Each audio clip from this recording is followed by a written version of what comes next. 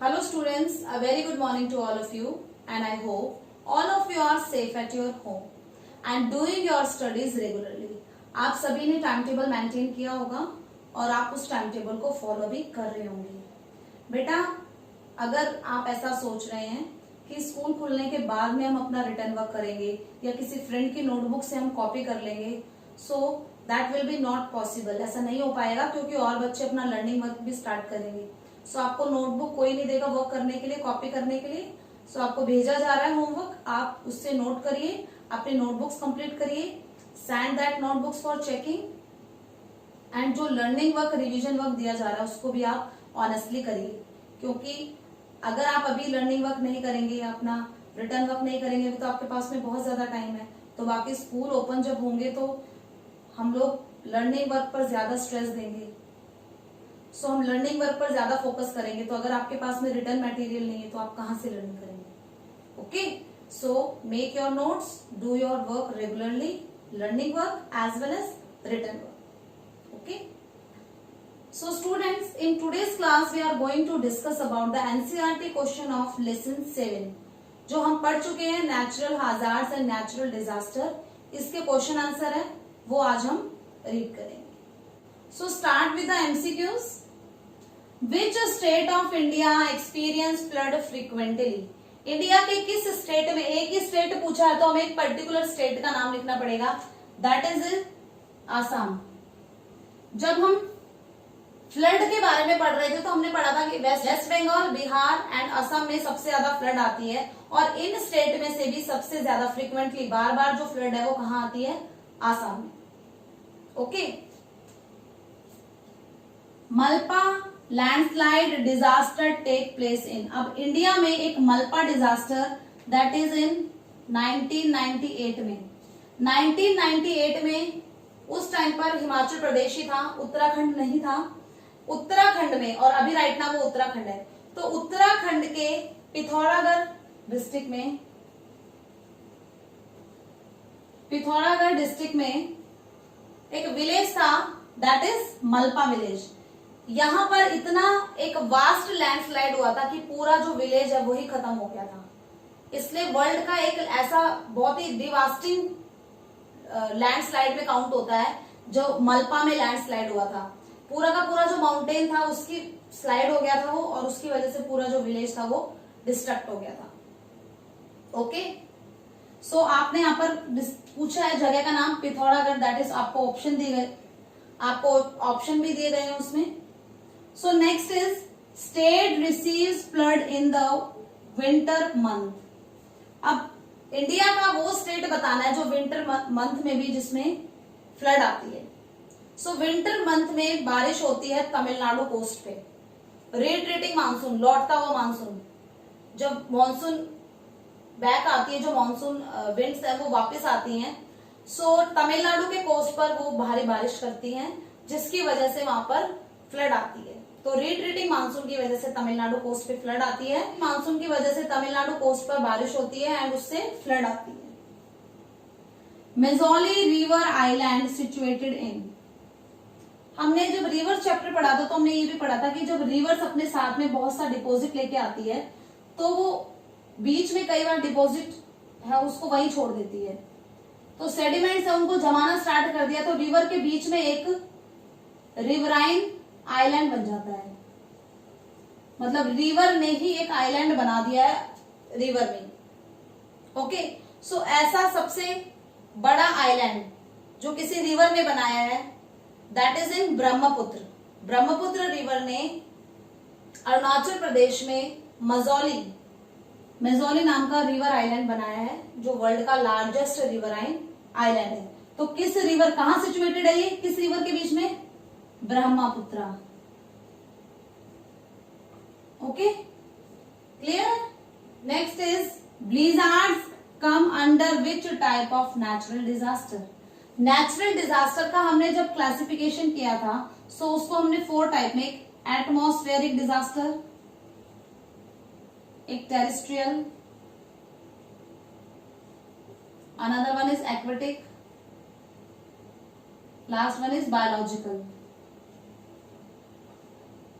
तो अगर ब्लिजार्ड की बात करें कि स्नो स्टॉर्म, स्नोफॉल भी हो रही है, स्टॉर्म आ रहा है, तेज विंड्स चल रही हैं वहां पर, दैट इज हिली एरियाज में होते हैं ये ब्लिजार्ड्स।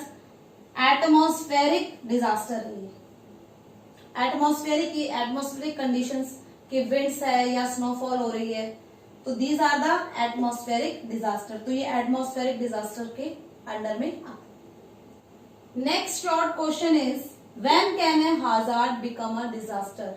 एक हाजार्ड है वो डिजास्टर कैसे बन जाएगा। एक तो अपने माइंड में एक चीज हमें क्लियर करनी होगी कि जो हाजार्ड से जो लॉस होता है वो इन कंपैरिजन कम होता है डिजास्टर से।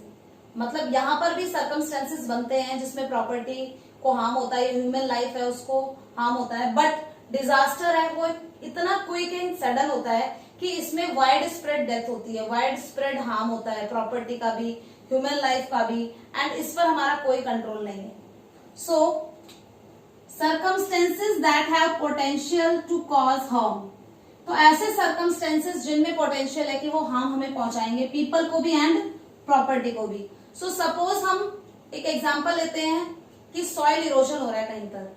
अब सॉइल इरोजन हो रहा है तो हमें पता है कि सॉइल इरोजन अगर ज्यादा है वहां पर, अगर वो माउंटेनियन रीजन है, सो माउंटेनियस रीजन होने की वजह से वहां पर लैंडस्लाइड हो सकता है। सो हम यहाँ पर रुक सकते हैं, सॉइल इरोजन को रोक सकते हैं, हम यहाँ पर ट्रीज लगा सकते हैं। तो हाजार्ड्स में कंडीशन तो बन रही है सर्कमस्टेंसेस के आगे हो सकता है कि लैंडस्लाइड हो जाए, लेकिन यहाँ पर हम उसको टाइम रहते कंट्रोल कर सकते हैं। अदरवाइज सॉइल इरोजन होने से लैंडस्लाइड होगा एंड उस प्रॉपर्टी एंड ह्यूमन लाइफ को भी लॉस होगा। तो सर्कमस्टेंसेस हम ही बना रहे हैं, उनको हम ही कंट्रोल कर सकते हैं। बट जो डिजास्टर होते हैं वो एक ऐसी लिमिट है जो हमारे कंट्रोल में नहीं है। मींस ये इतने ज्यादा सडन होते हैं कि हमें संभलने का टाइम नहीं मिलता है। सडन होते हैं, लार्ज स्केल पर होते हैं, इसमें वाइड स्प्रेड डेथ होती है, प्रॉपर्टी एंड ह्यूमन लाइफ का लॉस होता है। ओके, सो डिजास्टर है वो एक बहुत ज्यादा ब्रॉड टर्म है एज कंपैरिजन टू हाजार्ड्स। सो हाजार्ड्स में मैंने आपको बताया कि सॉइल इरोजन पर अगर हमने कंट्रोल नहीं करा और सॉइल इरोजन बहुत ज्यादा होता रहा हिली एरियाज में, तो जो रॉक्स हैं वो लूज हो जाएंगी एंड वहां पर क्या हो जाएगा, स्लाइड हो जाएगा, लैंडस्लाइड हो जाएगा, और लैंडस्लाइड होगा तो वो क्या बन जाएगा, disaster. Next question is why are there most earthquake in the Himalayas and in the north eastern region of India. India के Himalayan region and north eastern region में इतने सारे अर्थक्वेक क्यों आते हैं।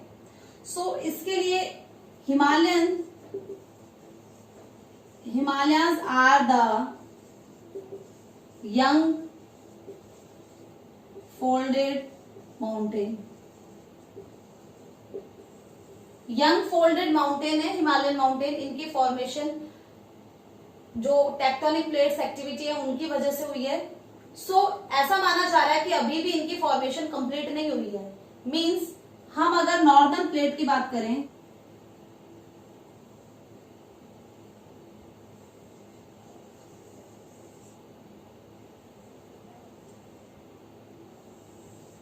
ये इंडियन प्लेट है एंड यहां पर है यूरेशियन प्लेट। तो जो हमारी इंडियन प्लेट है वो नॉर्थ की तरफ, मींस दिस डायरेक्शन, अभी भी मूव हो रही है। यानी कि हर साल अगर जो जियोलॉजिस्ट हैं उन्होंने देखा, हर साल हमारे इंडिया की पोजीशन है हिमालयन माउंटेन की वो कुछ सेंटीमीटर चेंज हो जाती है, मतलब आगे की तरफ बढ़ रही है। तो अभी भी ये माना जा रहा है कि जो नॉर्दर्न प्लेट है, अभी भी ये माना जा रहा है कि इंडियन प्लेट है वो नॉर्थ की तरफ मूव हो रही है एंड यहाँ पर यूरेशियन प्लेट है। तो जब दो प्लेट्स आपस में स्ट्रक होंगी तो यहाँ पर प्रेशर पड़ेगा, मतलब दोनों यहाँ पर स्ट्रक हो रही है, नॉर्थ की तरफ यहाँ पर स्ट्रक हो रही है, लेकिन यूरेशियन प्लेट को ये पुश नहीं कर पा रही आगे। तो यहाँ से जब एनर्जी रिलीज होगी, दोनों आपस में कोलैप्स होंगी, तो वहां पर अर्थक्वेक आएगा। तो ये जो रीजन है हिमालयन रीजन से लेकर के नॉर्थ ईस्टर्न स्टेट, ये तो जब ये प्लेट यूरेशियन प्लेट की तरफ पुश होती है तो यहाँ पर एनर्जी रिलीज होती है, जिसकी वजह से इस रीजन में अर्थक्वेक आते हैं। ओके, तो सिंपली था वैसे तो कि अर्थक्वेक क्यों आते हैं इस रीजन में, क्योंकि जो हमारी इंडियन प्लेट है वो अभी भी नॉर्थ की साइड आगे की तरफ मूव हो रही है और वो जब यूरेशियन प्लेट से कोलैप्स होती है, यूरेशियन प्लेट को पुश करने की कोशिश करती है, तो एक एनर्जी रिलीज होती है जिससे कि PSNL वेव्स वो निकलती हैं। PSL वेव्स जब अर्थक्वेक आता है, primary, secondary and long waves, तो उसकी वजह से जो हमारी अर्थ है उसमें वाइब्रेशन होता है and that is the earth. Next question is what are the basic requirement for the formation of cyclones. Cyclones में हमने ये पढ़ा था कि सर्कुलर मोशन में जो विंड्स है वो ओशन सरफेस पर फ्लो होती है, तो उसकी वजह से जो एक स्ट्रॉम आता है that is called the cyclone. इसकी जो स्पीड होती है वो बहुत ज्यादा होती है। तो हमने पढ़ा था कि जो ट्रॉपिकल रीजन है दैट इज 30 डिग्री, इक्वेटर से 30 डिग्री नॉर्थ एंड साउथ, इस रीजन में साइक्लोन्स आते हैं। सो इसके लिए कंडीशन है कि जो हीट है, जो टेम्परेचर है ओशन वाटर का दैट इज 27 डिग्री सेल्सियस या उससे ज्यादा होना चाहिए टेम्परेचर, यानी कि टेम्परेचर ज्यादा हो, मॉइस्चर ज्यादा हो, हीट ज्यादा हो, जिसकी वजह से एयर है वो जल्दी हीटेड अप हो जाएगी एंड वो ऊपर की तरफ मूव होना स्टार्ट होगी। जब वार्म एयर है वो ऊपर जाएगी तो कोल्ड एयर उसकी जगह लेने के लिए नीचे आएगी, तो एक स्पाइरल स्ट्रक्चर बन जाएगा। And next is low pressure area. Low pressure area की रिक्वायरमेंट है क्योंकि जो हवाएं हैं वो लो प्रेशर से, क्योंकि जो विंड्स हैं वो high pressure to low pressure चलती है। सो अगर किसी रीजन में लो प्रेशर है मतलब यहाँ पर टेम्परेचर ज्यादा है, मैंने आपको बताया था जहां पर टेम्परेचर ज्यादा होगा वहां पर एयर प्रेशर कम होगा। सो हाई प्रेशर से और लो प्रेशर की तरफ जो विंड्स हैं वो मूव हो रही है एंड उसकी वजह से जो विंड का डायरेक्शन है वो सर्कुलर हो रहा है। इस एरिया में ऐसे सर्कुलर इसका मोशन हो रहा है। सो सर्कुलर मूव, ऐसे इसकी सर्कुलर मूवमेंट हो रही है। ओके, सो कंडीशंस क्या चाहिए, एक तो लो प्रेशर होना चाहिए, टेम्परेचर ज्यादा होना चाहिए, एयर में मॉइस्चर ज्यादा होना चाहिए, इवोपरेशन जिसे कहा जाता है वो मॉइस्चर ज्यादा हो, एंड ओशनिक सरफेस होना चाहिए। जैसे जैसे कोस्टल एरियाज के पास में आते हैं साइक्लोन्स ओशन रीजन को छोड़ के, वैसे वैसे इनकी स्पीड है वो कम होती हुई चली जाती है। ओके, सो ओशनिक सरफेस से और ऊपर तक इनकी हाइट 12 to 14 किलोमीटर होती है, जबकि जो एरिया ये कवर करते हैं वो 500 to 1000 किलोमीटर तक का हो सकता है। तो these are the cyclones. Next question is how are the floods in eastern India different from that ones of western India. Eastern India की जो फ्लड्स है वो वेस्टर्न इंडिया की फ्लड से डिफरेंस कैसे है। सो ईस्टर्न इंडिया की जो फ्लड्स है that are covered by the Brahmaputra river. Brahmaputra river की वजह से आती है ईस्टर्न जो रीजन है वहां पर फ्लड, एंड ये हिमालयन रिवर्स हैं। सो हिमालयन रिवर होने की वजह से इनमें वाटर क्वांटिटी ज्यादा है, जिसकी वजह से यहाँ पर फ्रीक्वेंटली यहाँ पर फ्लड आती है, एंड जो फ्लड होती है वो बहुत ज्यादा डिस्ट्रक्टिव होती है। बहुत ज्यादा डिस्ट्रक्टिव मतलब लार्ज एरिया को इफेक्ट करती है क्योंकि वाटर क्वांटिटी ज्यादा है। सो नॉर्मली अगर रेनफॉल सीजन है तो उसमें फ्लड आ सकती है, जबकि जो वेस्ट इंडिया है वहां की जो रिवर्स है वो शॉर्ट है, वहां पर रेनफॉल कम होती है। सो वहां पर अगर बहुत ज्यादा रेनफॉल हो उसी कंडीशन में वहां पर फ्लड आती है, और यहाँ पर जो फ्लड होती है वो इतनी ज्यादा डिस्ट्रक्टिव नहीं होती है जितनी की ईस्टर्न इंडिया की फ्लड होती है। सो अगर हम कंपैरिजन करें तो फ्लड है वो फ्रीक्वेंटली मतलब हर बार फ्लड आती ही है वहां पर, तो ईस्टर्न इंडिया में फ्लड आती है, जबकि वेस्टर्न इंडिया में जब एक्सट्रीम कंडीशन हो जाए मतलब बहुत ज्यादा ही बारिश हुई है उस कंडीशन में ही यहाँ पर फ्लड आती है। Next question is Why are there more drought in central and western India? Central and western India में ड्रॉट ज्यादा क्यों आते हैं? सेंट्रल एंड वेस्टर्न इंडिया ऐसा रीजन है जहां पर रेनफॉल कम होती है, एंड रेनफॉल कम वहां पर इसलिए होती है क्योंकि जो रेनफॉल विंड्स है वहां तक पहुंचते पहुंचते इतनी वीक हो जाती है, उनमें मॉइस्चर बिल्कुल रिड्यूस हो जाता है, जिसकी वजह से बारिश नहीं आती। तो जब अगर रेनफॉल कम होगी तो वहां पर कैसा एरिया हो जाएगा, that is the drought prone area वो हो जाएगा, वहां पर वाटर स्कार्सिटी की प्रॉब्लम क्रिएट हो जाएगी। So that is the simple reason कि रेनफॉल कम होती है वहां पर, और जो इंटेंसिटी है रेनफॉल की वो बिल्कुल वीक होती है, दैट्स वाई यहाँ पर ड्रॉट एरिया बन जाता है। Next question is the long question, belongs to the landslide prone region. India में कौन से रीजन है जो लैंडस्लाइड प्रोन है, जहां पर लैंडस्लाइड होने के चांसेस हैं, एंड मेजर टू मिटिगेट, और उनसे कैसे बचा जा सकता है। तो हमें पता है कि जो लैंडस्लाइड है वो कहां पर होता है, जो हिली एरियाज माउंटेनियस रीजन है। तो जितने भी इंडिया के माउंटेनियस रीजन है उनके बारे में हम लिख सकते हैं कि वहां पर लैंडस्लाइड होने के चांसेस है। So first one is young mountain of Himalayas, जो हिमालयन माउंटेन्स है वहां पर लैंडस्लाइड हो सकते हैं। Andaman and Nicobar, this are submerge mountain है ये भी, सो यहाँ पर लैंडस्लाइड हो सकती है। Steep slopes of western Ghats and Nilgiri, western Ghats peninsular region के वेस्टर्न घाट एंड वहां पर नीलगिरी जो माउंटेन रेंजेस है cover the Karnataka, Tamil Nadu and Kerala region, so इनके वेस्टर्न पार्ट में लैंडस्लाइड हो सकता है। And north eastern region, north eastern states, Uttar Pradesh, Assam, Sikkim, Manipur, Meghalaya, Nagaland, Mizoram, ये सारे हिली एरियाज है, तो यहाँ पर भी लैंडस्लाइड की प्रॉब्लम होती है। देन लद्दाख जम्मू कश्मीर में एंड स्पीति इन हिमाचल प्रदेश, ये माउंटेनियस रीजन है और यहाँ पर अनकंसोलिडेटेड रॉक्स हैं, जिसकी वजह से यहाँ पर लैंडस्लाइड हो सकता है। Aravalli region that is in northern western part, northern western part Rajasthan की ईस्टर्न बाउंड्री बनाता है अरावली रीजन, वहां पर लैंडस्लाइड हो सकता है। देन डेक्कन प्लेट्यू, पूरा जो डेक्कन प्लेट्यू का रीजन है वहां पर, क्योंकि प्लेट्यू रीजन है तो वहां पर राउंडेड हिल्स होती हैं, सो वहां पर लैंडस्लाइड हो सकता है। And the eastern Ghats, and eastern Ghat is also a hilly area, यहाँ पर भी माउंटेन है, सो लैंडस्लाइड यहाँ पर भी हो सकता है। तो जितने भी माउंटेनियस रीजन थे इंडिया के वो हम यहाँ पर लिख देंगे कि लैंडस्लाइड होने की पॉसिबिलिटीज यहाँ पर है। देन मिटिगेशन कैसे किया जाएगा, उसका निवारण कैसे, उसको रोका कैसे, लैंडस्लाइड होने से हम रोक सकते हैं। So first one is control on construction activity, dams बन रहे हैं, रेलवे ट्रैक बन रहे हैं, रोडवेज बन रहा है, कोई भी कंस्ट्रक्शन एक्टिविटी उस पर कंट्रोल, कंस्ट्रक्शन एक्टिविटी अगर वहां पर होगी तो वहां पर लैंडस्लाइड के चांसेस बढ़ जाते हैं। नेक्स्ट, कंट्रोल लार्ज सेटलमेंट, जो हिली एरियाज हैं उनके नीचे जो वैलीज में सेटलमेंट है उनको वहां पर सेटल होने से रोका जाए, मतलब उनको वहां से मूव कर दिया जाए, क्योंकि अगर माउंटेन के पास में कोई सेटलमेंट है तो वहां पर लैंडस्लाइड होने से वहां पर बहुत ज्यादा डिस्ट्रक्शन हो जाएगा, पूरा विलेज का विलेज खत्म हो सकता है। इसलिए वहां पर जो सेटलमेंट्स है एक क्राउडेड प्लेस उसको बनने से रोकना चाहिए।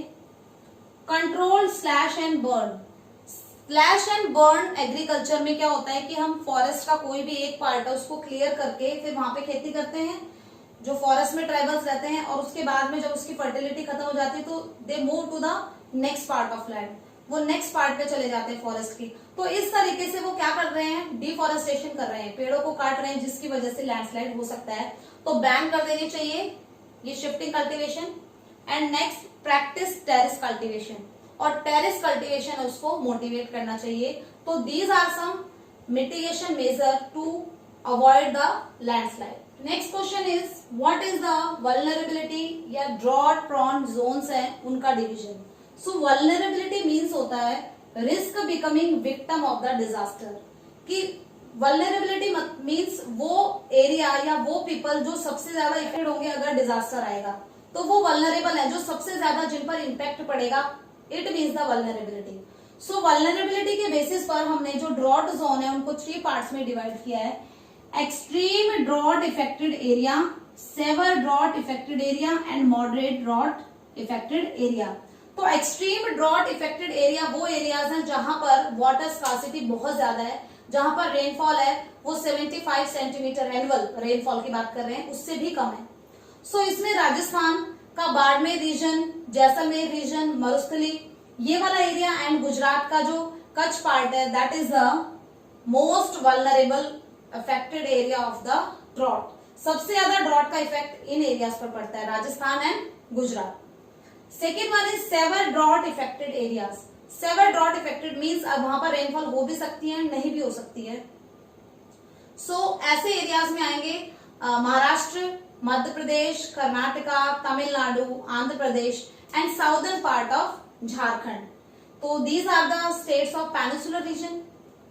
And moderate drought affected areas, जहां पर ऐसा बहुत कम होता है कि वहां पर ड्रॉट आए, that is of we are talking about the Haryana और उत्तर प्रदेश एंड पंजाब। ये कुछ रीजन ऐसे हैं जहां पर जो ड्रॉट है उसकी जो इफेक्ट है वो काफी कम होता है। जो ड्रॉट प्रोन एरिया है वहां पर ड्रॉट का ज्यादा नेगेटिव इम्पैक्ट ना हो, तो उसके लिए हम वहां पर जैसे हम बात करें इंदिरा गांधी कैनाल है, वो एक आर्टिफिशियल कैनाल है, यानी कि वो रिवर्स के वाटर को वहां पर पहुंचा करके, इन एरियाज में वाटर को पहुंचा करके यहाँ पर वाटर स्कार्सिटी है उसकी प्रॉब्लम को दूर किया जा सकता है।